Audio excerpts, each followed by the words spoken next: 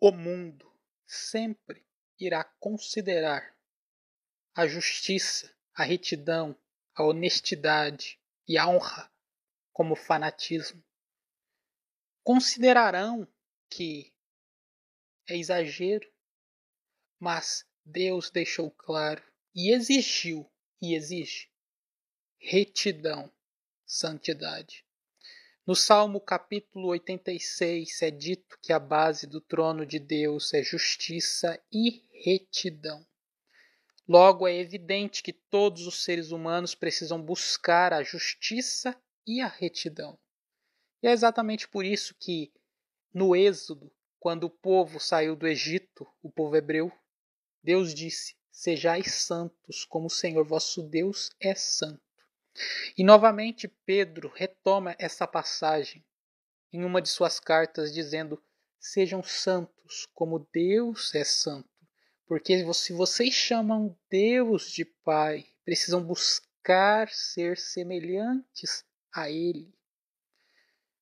Jesus Cristo já havia dito essa mesma coisa nos Evangelhos, quando ele disse: sejam perfeitos, como o Senhor, o vosso Pai, é perfeito. Logo, aqui é claro a necessidade de buscar a perfeição e a retidão, para que assim possamos nos tornar parecidos com Deus. Esse foi o grande propósito de Jesus Cristo. Ele não veio aqui na terra para abençoar as pessoas com riquezas materiais, diferente do que muitas religiões e círculos da cristandade moderna pregam. Cristo não veio abençoar as pessoas com riquezas. As bênçãos de Deus são a retidão, a fé, a salvação, a santidade. Foi para isso que Cristo veio ao mundo, para trazer a salvação, a santificação ao ser humano. Disso que se trata o Evangelho de Jesus Cristo. Em Gálatas capítulo 5, o apóstolo Paulo descreve tudo aquilo que corrompe o ser humano. Nos versículos 19 ao 21 está escrito: porque as obras da carne são manifestas, as quais são adultério, fornicação, impureza, lascívia, idolatria, feitiçaria, inimizades, pórfias, emulações, iras, pelejas, dissensões, invejas, homicídios, bebedices, glutonarias e coisas semelhantes a estas, acerca das quais já vos tenho dito que os que cometem tais obras não herdarão o reino de Deus. Aqui o apóstolo estabelece com clareza todas as coisas que devem ser evitadas com todo esforço, pois quem comete tais coisas não herdará o reino de Deus. O que você precisa fazer agora é pegar um dicionário de português ou da internet, no celular, não importa, e pesquisar cada uma dessas palavras e compreender o significado delas, e então verificar se você não está vivendo nessas obras. E se constatar que está vivendo nessas obras malignas, você deve lutar para tirá-las de suas vidas e pedir perdão a Deus, reconhecer isso e mudar com fé e paciência, se esforçando a cada dia até a completa libertação. Porque é diferente do que muitos pastores e padres dizem, não existem orações de libertação imediata. Orações ajudam, com certeza. Orações expulsam demônios, com certeza. Porém, a libertação verdadeira é um processo gradual, que as pessoas precisam continuamente se esforçar.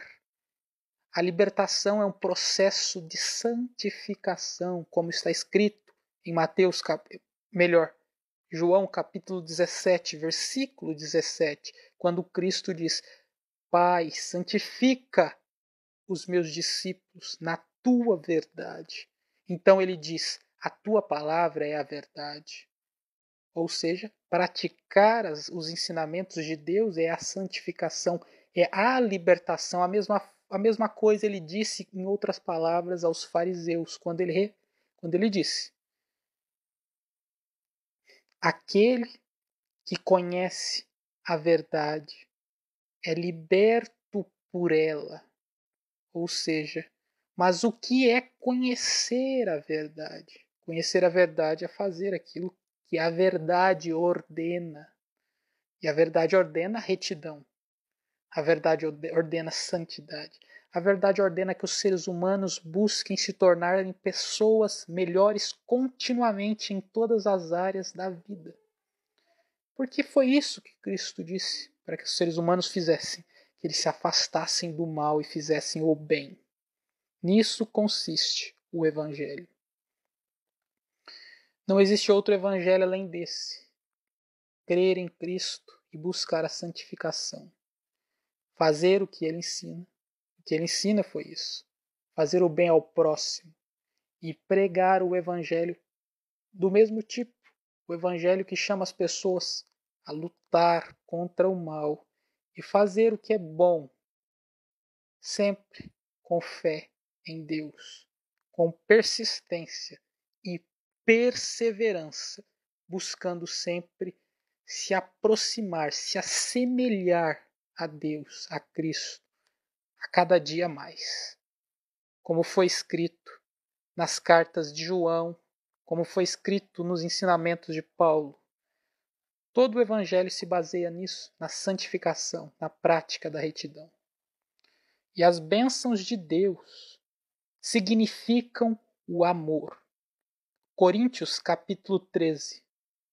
O desapego da matéria, ou seja, você deve ser uma pessoa desapegada das coisas materiais. Entenda que ser desapegado das coisas materiais não é se tornar uma pessoa apática, uma pessoa que não faz nada, mas sim entender que as coisas da terra perecem e que por isso o que importa de fato são as coisas espirituais. Esse foi um dos grandes ensinamentos de Cristo, porque ele mesmo disse: de que vale ganhar o mundo e perder a alma? Aqui ele disse: de que vale ser rico? De que vale valorizar as coisas materiais mais do que as coisas eternas e perder a alma com isso? Foi isso que ele quis dizer. Valorizemos, portanto, as coisas que jamais perecem, as coisas do reino de Deus. Mas quais coisas são essas? Como disse o Senhor: onde estiver o vosso coração, aí estará o vosso tesouro. Ou melhor, onde está o vosso tesouro, aí estará o seu coração. Quais são esses tesouros? Eu vou dizer quais são esses tesouros. São os tesouros do caráter de Deus. Vou enumerá-los para você: retidão, santidade, amor, honra, lealdade, fidelidade, sabedoria, domínio próprio, persistência, diligência, perseverança, ousadia, obstinação. Entenda que a obstinação não como rebeldia, mas como sentimento de buscar vencer a cada instante, sem nunca desistir. A sede da vitória. Esses são os verdadeiros tesouros, os tesouros do caráter de Deus. São essas coisas que são verdadeiramente valiosas e são aquelas que devemos buscar, almejar. Em outras palavras, é aquilo que nos faz pessoas melhores e nos prepara para o reino da eternidade. Porque o Evangelho de Cristo é a transformação do caráter do homem, para que a cada vez mais ele possa estar mais próximo da perfeição, da completude de portar todas essas coisas que foram enumeradas na sua mais perfeita ordem.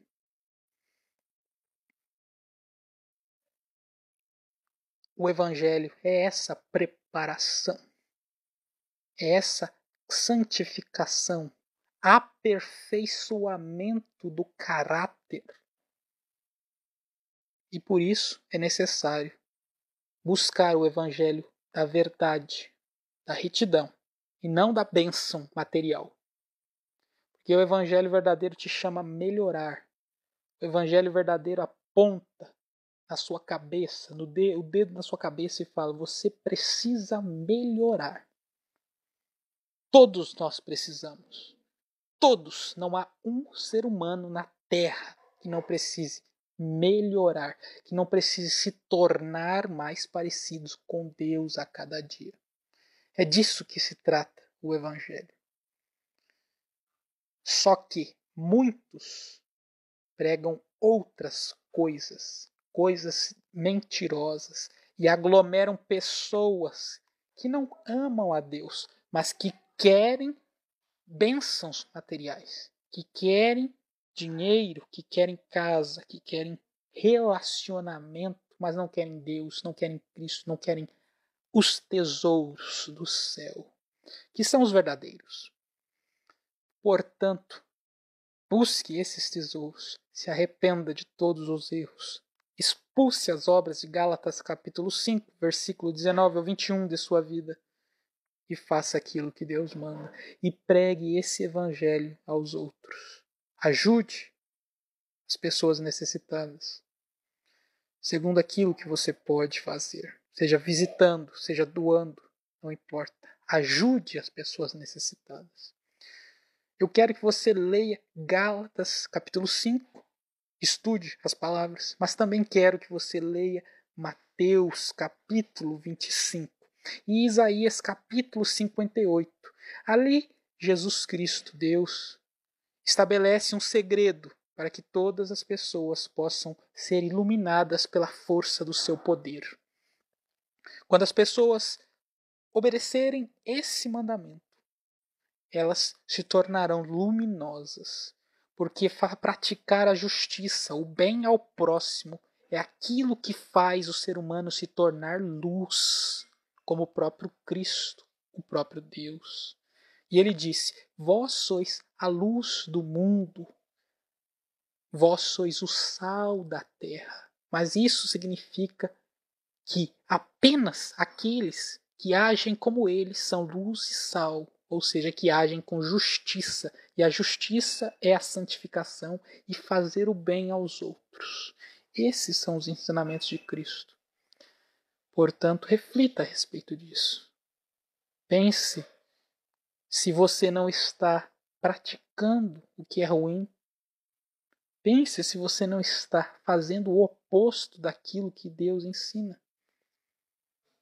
Pense se você não está sendo trevas ao invés de luz. Tire as palavras torpes da sua boca. Em Efésios capítulo 5, o apóstolo Paulo, inspirado por Deus, condenou todas as palavras torpes. E é por isso que não devemos falar palavrões. Que devemos purificar o nosso vocabulário, porque isso causa escândalo e é um pecado contra Deus. E outra coisa, Jesus Cristo já havia alertado a respeito disso, quando ele disse que toda palavra ociosa, que o homem dará conta de toda palavra ociosa que tiver dito. Palavra ociosa, palavra inútil. Por isso é necessário purificar o vocabulário e falar o que é justo e correto, para que também aqueles que não creem não blasfemem contra a fé, não degrinam o nome de Cristo por conta do erro, porque muitos degrinem a imagem de Deus. Entendo imagem como a pessoa, por conta daqueles que dizem que creem nele e fazem tudo que é mal. E por isso devemos andar na retidão e sermos exemplo, para que as pessoas vejam as boas obras e glorifiquem a Deus que está no céu. Disso se trata o Evangelho. Tudo que foge disso é uma mentira. Tudo que foge disso são enganações colocadas por Satanás para que as pessoas se desviem da verdade, para que as pessoas andem no engano e assim sejam destruídas no inferno junto com ele. Porque o maior propósito das trevas é levar o máximo de seres humanos com eles para o inferno. Entendam eles como todos os demônios e entidades malignas, que não existe só Satanás, existem muitos. Ouça a verdade de Deus e busque se tornar uma pessoa melhor. Essa é a mensagem de Deus para abençoar a sua vida. Busque a sabedoria, busque o verdadeiro evangelho do arrependimento, da santificação, da retidão, da prática da justiça. Esse é o verdadeiro evangelho de Jesus Cristo. Todos os outros não levam o homem a Deus. Todas as outras coisas levam o homem à condenação, à ilusão e depois à destruição eterna.